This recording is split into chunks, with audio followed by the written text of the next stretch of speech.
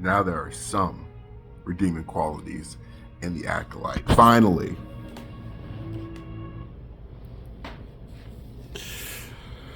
The writing in this one was not that bad. Still kind of trash, but if you take everything from the last, like, 4 episodes away and just watch this episode, it kicks ass.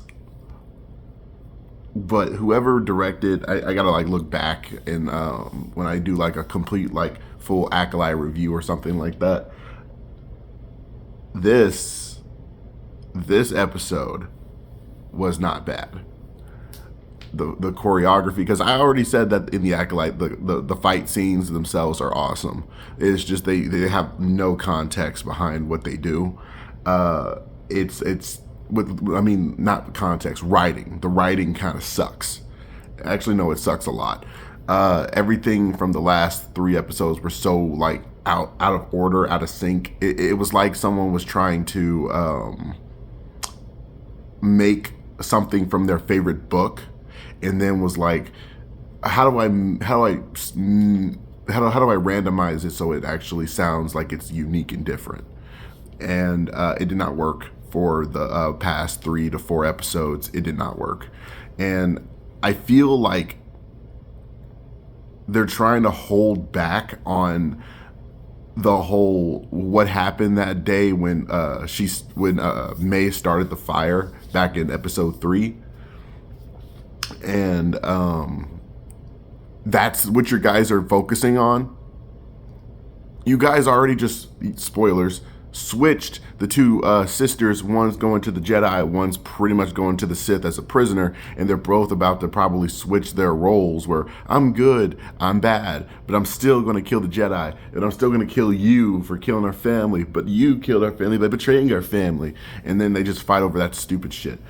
The whole hug was awkward, and we knew that Osha was going to like stop with May. And like when Osha was talking to May about the fire, she didn't deny it. You know what I mean? Like, what did the Jedi do? Oh, did the Jedi just kill everybody and then leave? Leave with Osha? I don't think that that's completely right. If it is, then it is, and I'm not going to complain about it. But for some reason, this series is holding that really, really tightly, and I'm not going to say that the show is redeemed, because this is just one really, really good episode from 2 bad ones and 2 okay ones. And you got to give credit where credit's due. And I was just looking at the people who directed and produced this one. They did a good job with this. I heard that Dave Filoni also helped out with the Acolyte, so something tells me he's probably had his hand in it, but I'm not particularly sure on what. And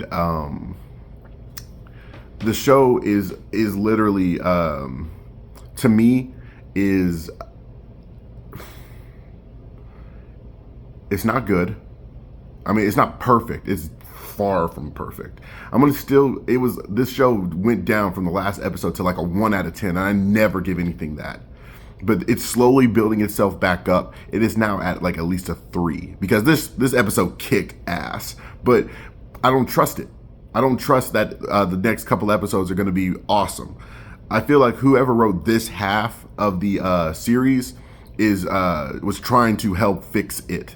Because the first 2 episodes were fun. They were interesting. We kind of got what we were trying to get into. But the third one mixed a lot of shit up. You could have focused a little bit on their story. You could have focused a little bit on their world. You could have focused a little bit on why these characters were good, why these characters were bad. But no, it's little kid thinks good, other little kid thinks bad.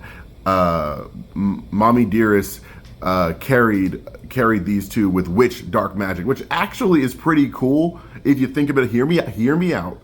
Thinking about it 3 ways.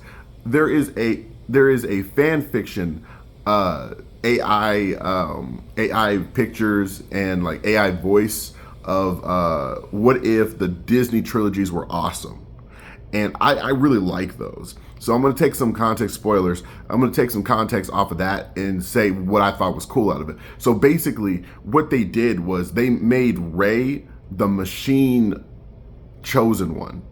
let me see if I can put that in more context. How Anakin was like the Force's chosen one, where, oh crap, the dark side's getting way too powerful. Well, Anakin's going to be the little balance that keeps light and the dark in balance. So they made Rey, like the Sith were like, okay, you know what? Let's make the Sith have that version, but instead of it being like, you know, pretty much like through prayer, this one's through like machine, through like we built this person with Sith dark magic and machine, like with cloning and everything. That's who Rey is, and I thought that was a really cool concept. So them bringing the witch with, you know, using witch magic to make Osha and May, that is actually a cool concept. I will give them credit for that, but something tells me that that's not what they did. You know what I mean? That's not what they're gonna explain. That's my explanation, because that's why it's cool to me, because I like how there are different like character prophecies in different religions in Star Wars. The witches have witch magic that can spawn a child or two that could be the light in the dark that sets the balance for the universe. But it's only from like different points of the timeline. So having Anakin be the light side of the Force's kind of figure of chosen one during the time where the dark side was going to be superbly rampant and put the scale way down there, it helps put that back to the balance beam. So that right there is really, really cool of an idea. And I hope that that's what's about to happen. And maybe that's just my theory, a game theory, a movie theory, a film theory. And that would be a really cool idea. And I hope they go down that path. I am praying for them to go down that path. By the Force. A lot of the dialogue in this episode was it was okay, but it was like, I mean, fuck, so many people died. Oh my gosh, and there was no chill with this episode, and it was awesome. But it was still kind of stupid with some characters still kind of being like themselves, like the guy with the side hair thing, whose name I keep forgetting, who had the Killmonger hairstyle.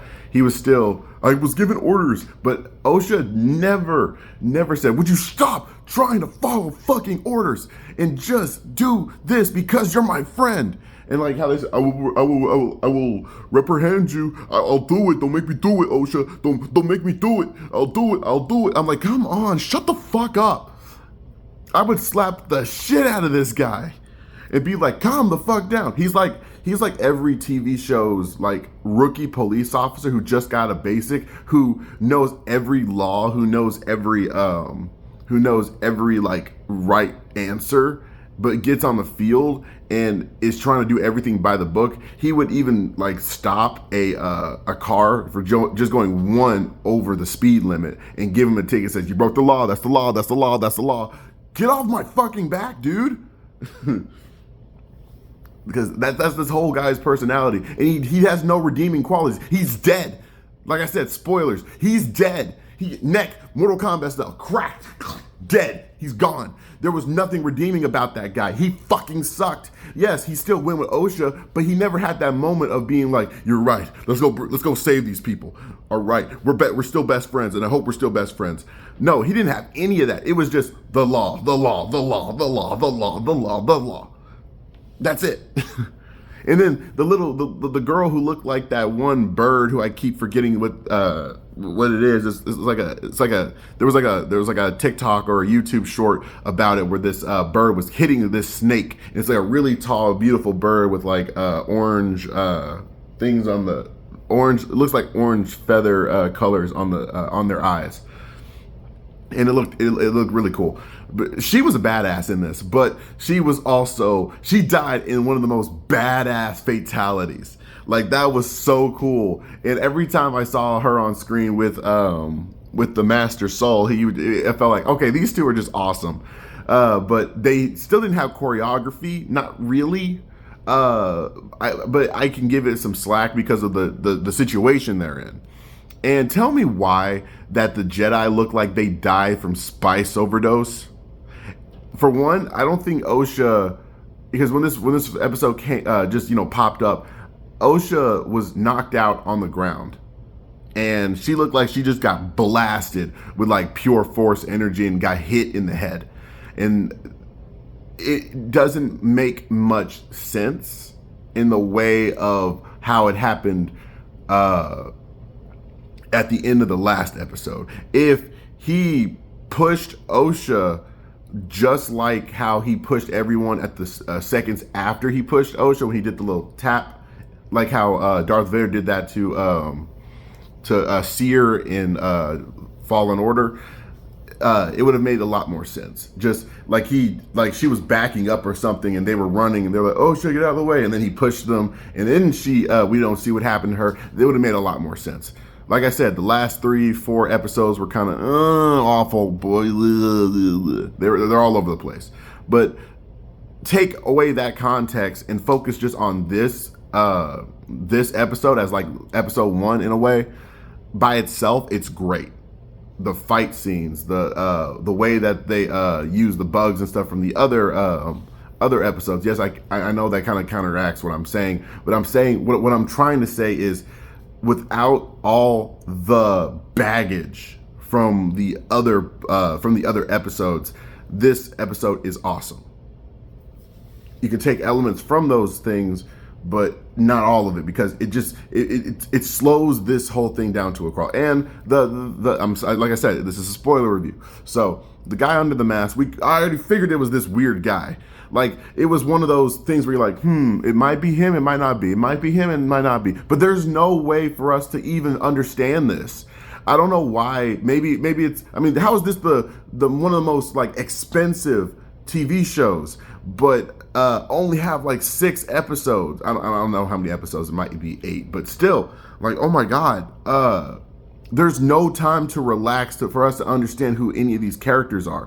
I did not feel anything when the guy got his neck snapped. I thought it was cool, but that was it. The girl who looks like a bird, dead. The dude having a second smaller lightsaber inside of his lightsaber, that was badass. But it's just, I wanted to like these characters, but nobody has given us any context between them. We haven't seen enough of them. They just go through these scenes, and I'm not talking about the actors, I'm talking about the characters. They're just kind of like, 1 minute, I'm just starting to get to know you. Okay, cool. All right, now we're like, for some reason, the best of friends. It's like if you guys watch Artisy World, where there's this one video that they did where some random guy they met for like 5 seconds sacrificed themselves for the main character, says, "You were always kind to me, but I only met you 5 seconds ago and I barely remembered your face." That's how this is. And so the only characters you get attached to, I can't even say you get attached to Osha, because her character is so flawed. Like she does so many things that either she does nothing, or she tries to do something and she talks about it, but she never does a follow through. Soul is the only character that I actually give a shit about, excuse my language, but he's the only character I get attached to because you can see his struggle. You can see his sadness. You see his emotions. You see that he doesn't want to hurt nobody. He wants to actually be what a Jedi is supposed to be, but he knows that he did wrong in the past. He's the only character out of all these characters that I care about. May is twisted. Osha is confused, which is cool, but it's not helpful when you've got over 5 episodes now and she's still clueless. She still hasn't picked up a lightsaber. No one has given her any leeway for her to actually pull out a lightsaber, use the Force, and actually get something done. May is being brought out to be this kind of, I'm a victim, but I'm also a psychopath who stabbed our mom while she slept kind of character. And you're confused because you're trying to understand this person's point of view, but she's not redeemed. Like the whole time she was getting you're under arrest. Let yourself get arrested. That's all you were trying to do. You were trying to get arrested in the first place. Now you have an opportunity to do that and get out of here. Use the Jedi to get yourself out there, woman. That's the whole reason why you're doing this crap. What's your malfunction? And then here again, she's trying to kill you with a knife. Why are you trying to kill her with a knife? She hasn't even pulled out her lightsaber to stop you. She has pulled out handcuffs. She pulled out handcuffs. That's it. You're making it more complicated. You're making everything more complicated than it has to be. It's literally like saying you saw a kid throw her other sister's toy in the toilet, and then she flushed down all of mom's jewelry because she got in trouble by it, and she still denies it when you're right there watching her do it. You're just putting yourself more and more in trouble. Okay, that's it. I'm done. Like, I'm not giving this episode like a 6 out of 10. No. It's a 4. It's a 4 out of 10. The only reason why it's even a 4 out of 10 is because I actually loved the choreography. I loved everything that was going on in it. But out of the fight scenes, out of the cool visuals, and even the cinematography, it was great. That's it. That's all you're getting out of this. I don't even remember the music, if there was any. And I just watched it. If I can't even remember the music, then something's going on. Because Star Wars, if they don't get best picture or anything like that, they get best music. And I don't remember crap from this episode. I don't remember crap from any of the other ones. So there's my review.